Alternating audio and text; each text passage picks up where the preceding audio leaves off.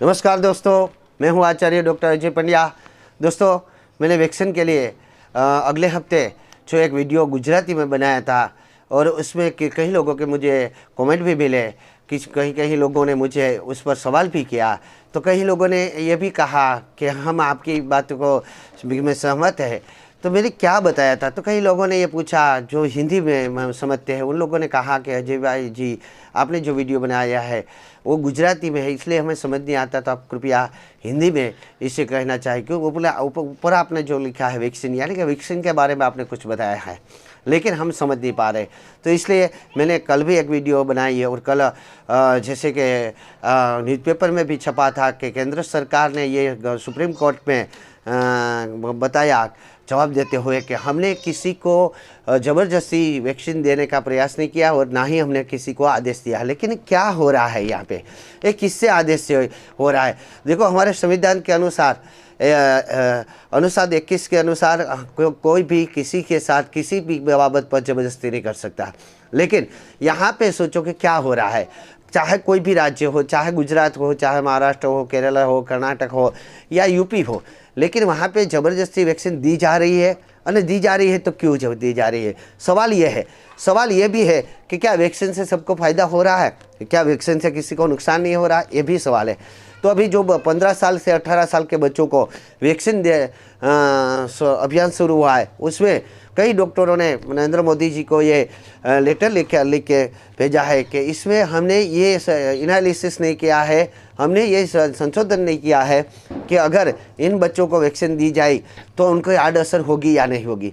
तो ये जो सब बातें हैं, और यहाँ पे जो हो रहा है सभी राज्यों में, कई राज्यों के हमने वीडियो देखे जिसमें ज़बरदस्ती जो मेडिकल स्टाफ के लोग हैं वो ज़बरदस्ती पकड़ के वैक्सीन दे रहे हैं। अब वो सत्य है या असत्य है वो हम नहीं जानते, लेकिन हमने जो न्यूज़ में देखा है वो आपके सामने बता रहे हैं। लेकिन मैं यहाँ पे ये कहना चाहता हूँ कि हम स्वतंत्र है और हम स्वतंत्र भारत के नागरिक हैं। मैं सरकार की निंदा करना नहीं चाहता, क्योंकि सरकार ने बहुत अच्छा काम किया है। कोरोना काल में सरकार ने घर घर तक राशन पहुँचाया सरकार, और उसमें भी नरेंद्र मोदी जी की तो जितनी भी तारीफ की जाए उतनी कम है। हमारे विश्व लेवल पे आज हमारा जो नाम आ गया है और सब उसकी मेहनत का नतीजा है। लेकिन सरकार भी आज करे तो भी क्या करे, क्योंकि उसके तो दोनों तरफ से फंसी हुई है। क्योंकि वो जानते हैं कि अगर हमने वैक्सीन नहीं दिया तो विरोध पक्ष उसका क्या बातें बनाकर पेश करेंगे जनता के सामने, वो बता नहीं सकते। लेकिन यहाँ पे बात ये है कि जो उसको जो मेडिकल एसोसिएशन ने बात बताई कि वैक्सीन लेने से लोगों में कोरोना या तो नहीं फैलेगा या तो उससे रक्षा मिलेगी। तो सरकार ने इस तरह से सबको बता दिया कि आप ऐसे डोज करो, और मुफ्त में डोज दिए है। करोड़ों रुपया के अब्जों रुपया खर्चा किए। लेकिन इसके पीछे क्या कोई साजिश है? क्या वैक्सीन लेने से सही में किसी को कोरोना नहीं होता? तो जिन्होंने एक भी डोज नहीं ली है, अगर अभी सरकार कह रही है कि हमने 150 से अधिक डोज दे दिया होगा, लेकिन जिसने वैक्सीन नहीं ली है तो उन्होंने वैक्सीन नहीं लिए, उन्हें कुछ रोग नहीं हुआ है और उन्हें वो आराम से पूरी तरह से सेफ है और जा रहे, तो उनके लिए वैक्सीन देना फर्जियात क्यों? अब सरकार ये कह रही है कि किसी को हमने फर्जियात नहीं कहा, लेकिन आपने फर्जियात नहीं कहा, लेकिन नियम तो यही बता रहे। अब आदमी मजबूर किया है, आपने किसी को लेने के लिए फर्जियात नहीं कहा, लेकिन हर आदमी को मजबूर कर दिया है कि उसे वैक्सीन लेनी ही पड़ेगी। देखो, पहली बात, आपने आज के कैसे नियम बना दिया? अब केंद्र सरकार के आदेश से नियम बने हैं या स्वतंत्र जो अधिकारी है उन्होंने नियम बनाए? शायद ऐसा ही है। यहाँ पे जो हमारे अगर सरकारी काम के हिसाब से हमें सरकारी दफ्तर में जाना है तो वहाँ पे आपको 2 डोज के लिए हुए आपको सर्टिफिकेट दिखाने पड़ेगी कि आपने 2 डोज ले ली है। अभी तो एक बात आई कि अगर आपके बच्चे सरकारी स्कूल में पढ़ाने चाहते हो तो उसके माता पिता ने 2 डोज लिए होने चाहिए। अगर आपको जाहिर स्थल पे जाना है तो आपके पास 2 डोज के सर्टिफिकेट होने चाहिए। अगर आपको प्लेन में मुसाफरी करनी है, अगर आपको कोई ट्रेन में मुसाफरी करनी है तो भी आपको 2 डोज लेने चाहिए। और इसी तरह आपको कहीं पे भी अगर कुछ भी कार्य करना है, अगर जाहिर स्तर की परमिशन लेनी, अरे आपको कोई खरीदी करके आपको दस्तावेज करना है, आपको शॉप खुली रखनी है तो भी आपको 2 डोज लेनी पड़ेगी। अगर आप सरकारी कर्मचारी है तो उसको भी 2 डोज लेनी पड़ जाते हैं। तो ये जो आदेश दिया है वो किसने दिया है? अगर केंद्र सरकार ने सुप्रीम कोर्ट में ये पेश किया है कि हमने कोई आदेश नहीं दिया और हम ये बता रहे हैं कि भारत का नागरिक स्वतंत्र है, किसी को हमने डोज लेने के लिए मजबूर नहीं किया, लेकिन मजबूर नहीं किया तो ये क्या बात हुई? जब आप कह रहे हो कि आपने डोज नहीं लिया तो आप ये नहीं कर सकते, आप वो नहीं कर सकते, तो ये मजबूरी है ना। लाचारी से आदमी करेगा तो क्या करेगा। मैं इस वीडियो के माध्यम से आपको ये बताना चाहता हूँ कि डोज लेने में भी मैं ये नहीं कहता कि आप लोग डोज मत लो, आप जिसे चाहे वो डोज लो, जिसे लगता है कि इस डोज लेने से हमें फ़ायदा होगा अवश्य ले, लेकिन डोज लेने से क्या नुकसान होता है ये बात सोचने वाली है ना। तो ये बात मैंने सोची है कि डोज लेने से नुकसान क्या होता है।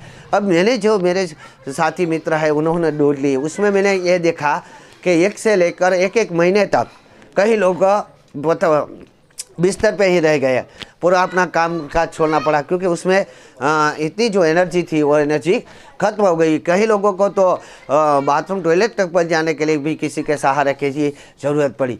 तो कई लोग ऐसे भी निकले कि जिसको हर दिन के लिए कुछ न कुछ दर्द रह गया, किसी को सर दर्द रह गया, किसी को पीठ दर्द रह गया। तो ये जो है वो वार्ड असर है, जो ये उसका साइड इफेक्ट है वो हो सकता है कि नहीं। अगर ये होता है तो आप जो जिसकी सोच में वैक्सीन लेनी सही है वो वैक्सीन ले, जिसको ये लगता है कि वैक्सीन नहीं लेनी चाहिए उसे वैक्सीन लेने के लिए मजबूर ना किया जाए, क्योंकि सरकार ने भी ये बता दिया है। लेकिन यहाँ पे जो है तो यहाँ के पुलिस के हिसाब से काम कर रही है, मामलतदार के हिसाब से काम कर रहे हैं, कलेक्टर के हिसाब से काम कर रहे हैं, राज्य सरकार अपने हिसाब से काम कर रही है। अब केंद्र सरकार के क्या है आदेश है, क्या गाइडलाइन है, वो कोई नहीं बता रहा। अब दूसरी बात, आज मैं ये समझता हूँ, ये मेरी सोच है, ये मैं समझता हूँ कि सरकार ने भी ये समझ लिया है कि वैक्सीन देने से शायद इतना फ़ायदा नहीं होने वाला जितना हम समझ रहे हैं। क्योंकि वैक्सीन जिसको कोरोना होता था उसको अगले साल हमने देखा था कि 14 दिन के लिए होम क्वारंटाइन किया जाता था या तो हॉस्पिटल में एडमिट कर दिया जाता था, लेकिन आज 7 दिन के आ गया, 7 दिन के बाद 3 दिन आ गया। अब ये बताया जा रहा है कि अगर आपके शरीर में कोरोना के कोई लक्षण नहीं दिख रहे थे और आपको कोरोना हुआ था लेकिन अभी कोई लक्षण नहीं दिख रहे तो आपको फिर टेस्ट कराने की कोई आवश्यकता नहीं है। अब मीडिया वाले भी कहीं घुमा कर भी बातें करते हैं, कोई ये कहता है कोई वो कहता है, वो बात अलग है। लेकिन अगर मेरी बात ये है कि अगर वैक्सीन लेने से कोरोना मिट नहीं सकता तो आपने वैक्सीन दी क्यों।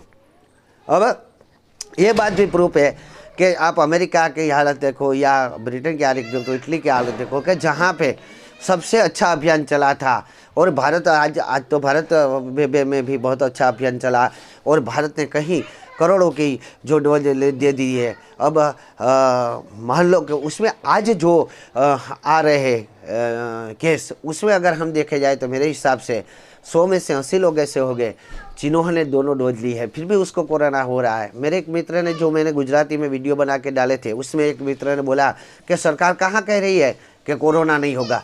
अरे भाई, कोरोना नहीं होगा, मोदी जी खुद कह रहे हैं कि कोरोना से बचने का एक ही उपाय आपको दोनों रस्सी, और कहीं मीडिया चिल्ला कर कह रही है कि कोरोना से बचने के लिए रस्सी मात्र एक उपाय है।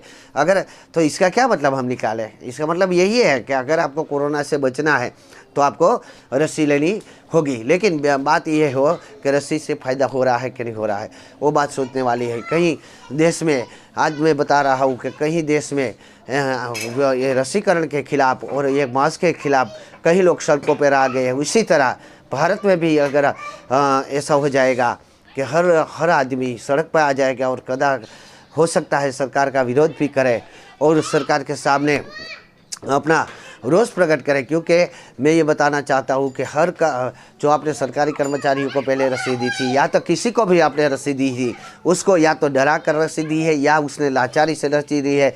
राजी खुशी से अगर किसी ने रसी आज के स्टेप पे तो कोई भी मेरे हिसाब से हंसकर अपने हिसाब से होगा कोई जो रसी ले रहा है, बाकी अपनी लाचारी के हिसाब से ही रसी ले रहे।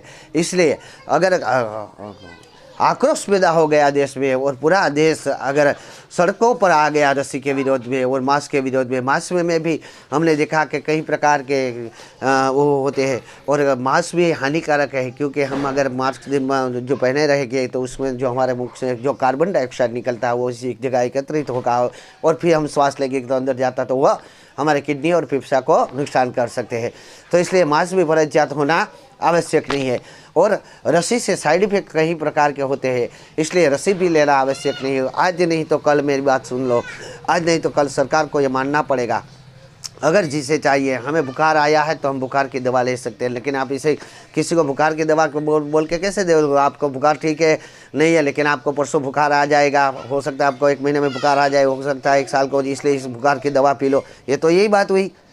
हो सकता है ये सीरियस मुद्दा हो, लेकिन जिस तरह से आज जो आउट ऑफ कंट्री में हम देख रहे हैं कि लोग, जनता सरकार के विरोध में रोड पर आ रही है, इसी तरह भारत में अगर रोड पर जनता को देखना नहीं चाहते हैं तो कृपया मेरी मोदी जी से भी यह विनती है कि आप कृपया एड में आकर ये बताएं कि हमने सुप्रीम कोर्ट में ये बताया है कि किसी को भी रस्सी लेना हमने फर्जियात नहीं किया है, हमारी कोई प्रेशर नहीं है जिसको रस्सी